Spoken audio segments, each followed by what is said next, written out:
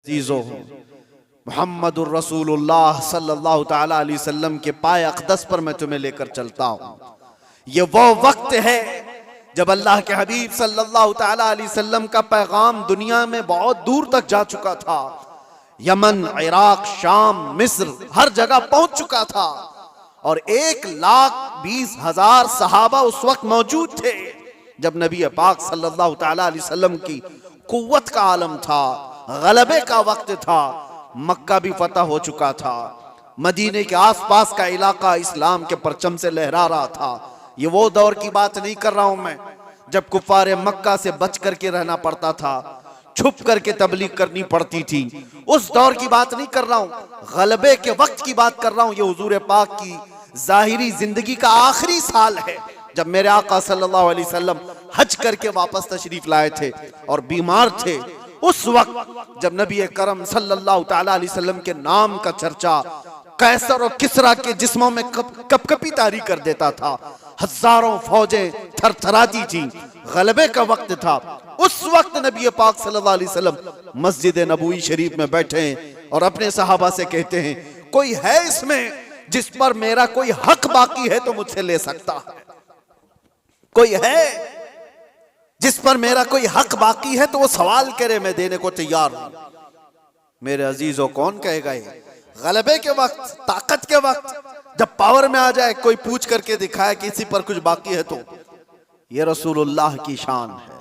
और ऐसा नहीं मेरे अजीजों के ये जुमले हैं जो आज के जलील सियासी लोगों के होते हैं। हुजूर ने जब ये फरमाया तो एक सहाबी खड़े हो गए, कहा मेरा आपके ऊपर एक हक बाकी है, आपके ऊपर मेरा एक हक बाकी है या रसूल अल्लाह। सबकी गर्दनें ऊंची हो गई, देखते रह गए उनको, कौन है ये? हुजूर पाक सल्लल्लाहु अलैहि वसल्लम ने उनसे कहा, आगे आओ, तुम्हारा जो हक है वो बताओ।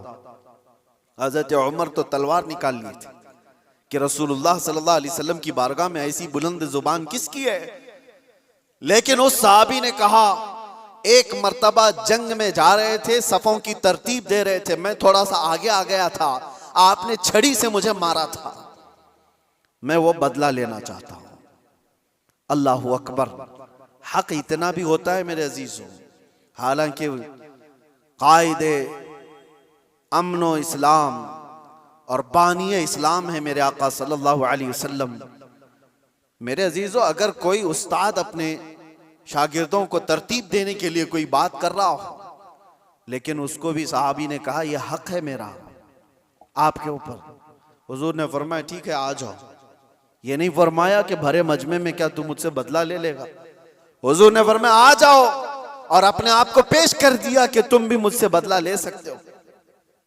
लेकिन उस सहाबी ने कहा, सब की आंखें फटी थीं, देख रहे थे कि क्या मंजर है। लेकिन उस सहाबी ने कहा, या रसूल अल्लाह, जिस वक्त आपने मुझे मारा था मैं सिर्फ तहबंद पहना था, जिस्म पर मेरे कुछ भी नहीं था, कुर्ता नहीं था, सिर्फ मैं तहबंद पहना हुआ था, ऊपर से जिस्म मेरा खुला था। और मैं ये चाहता हूं कि बदला उस हालत में ही लूं कि आप भी अपना जुब्बा उतार दीजिए, आप भी अपने तहबंद में रहिए। नबी पाक सल्लल्लाहु अलैहि वसल्लम ने छू चिरा कुछ भी नहीं फरमाया, अपना जुब्बा उतार दिया। लाओ दुनिया की कौमों को एक आइडियल, कोई ऐसा जो अपने आप को अपनी कौम के सामने पेश करे। यहां तो डरपोक लोग ऐसे बैठे हुए हैं जिनको सवालात से का सामना करने की हिम्मत नहीं है, ताकत नहीं है। अपनों के सामने ही वो रियाया का क्या मुकाबला करेंगे, क्या सामना करेंगे? नबी पाक सल्लल्लाहु अलैहि वसल्लम ने अपना जुब्बे पाक उठाया, उस सहाबी ने आकर हुजूर के दोनों कंधों के बीच जो मोहरे नबूवत थी उसको बोसा ले लिया।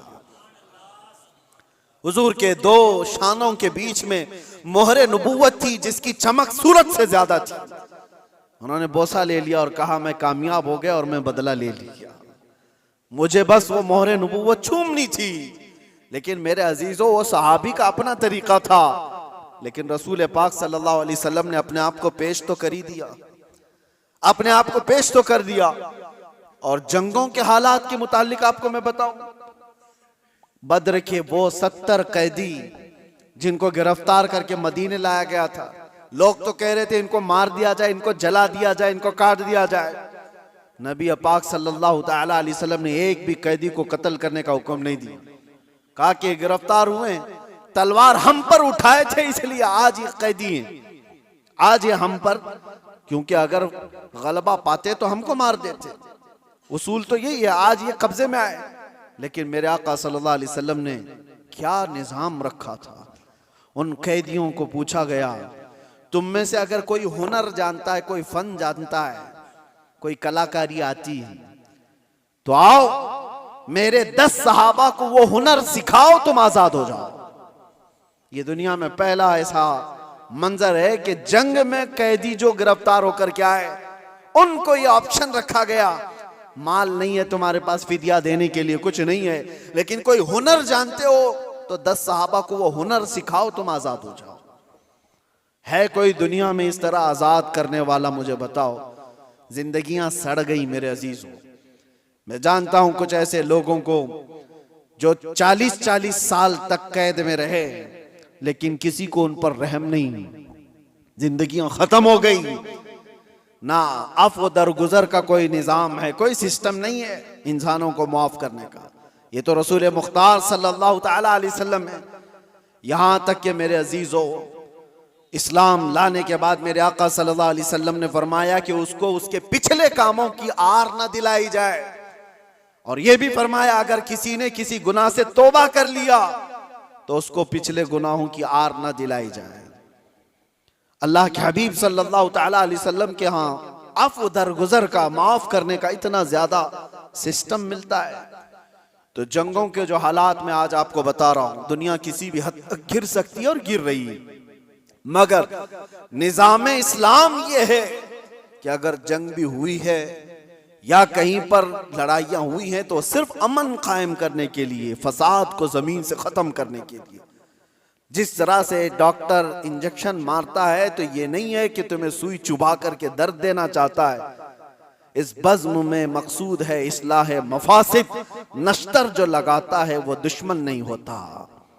अजीजा ने गिरामी वक़ार, मैंने बहुत सारी चीजों को कंपेयर करके देखा है, कहां कहां किस तरह की जंगें हुई, कितना कत्ले आम हुआ, वो सब में जाकर के आप इस्लामी जंगों को कंपेयर करके देखें। मैं दावत देता हूं फिक्र करने की, पढ़ने की, मुताले की। नौजवानों को एक बार देख करके तुम बताओ, फिर अपने रिसर्च के बाद, स्टडी के बाद तुम्हें पता चलेगा दुनिया की जंगें किस लिए हुआ करती थी और इस्लाम के। मैं उन बादशाहों की बात नहीं कर रहा हूं जो जालिम बादशाह बदनाम मुसलमान रहे। बनाम मुसलमान जो बादशाह रहे उनकी मिसाल मत देना। हाँ, मैं उन लोगों की बात कर रहा हूं जिसमें अबू बकर सिद्दीक आते हैं, मैं उनकी बात कर रहा हूं जिसमें उमर फारूक आते हैं, मैं उनकी बात कर रहा हूं जिसमें उस्मान गनी और हैदर कर्रार आते हैं, मैं उन लोगों की बात कर रहा हूं जिसमें उमर इब्न अब्दुल अजीज आते हैं रिदवानुल्लाह ताला अलैहि मजमाइन, जिन्होंने रसूलुल्लाह सल्लल्लाहु ताला अलैहि वसल्लम के मुकम्मल मिशन को नाफिज किया है। मैं उनकी बात कर रहा हूं, मिसाल ला करके दिखाओ। हाँ, अगर जालिम बादशाहों की कुछ तुम्हें इक्का दुक्का मिसालें मिलती हैं तो मैं उसको इस्लामी मिसाल नहीं समझता। इस्लाम से जिसका ताल्लुक होगा वो जुल्म और बर्बरियत नहीं करेगा।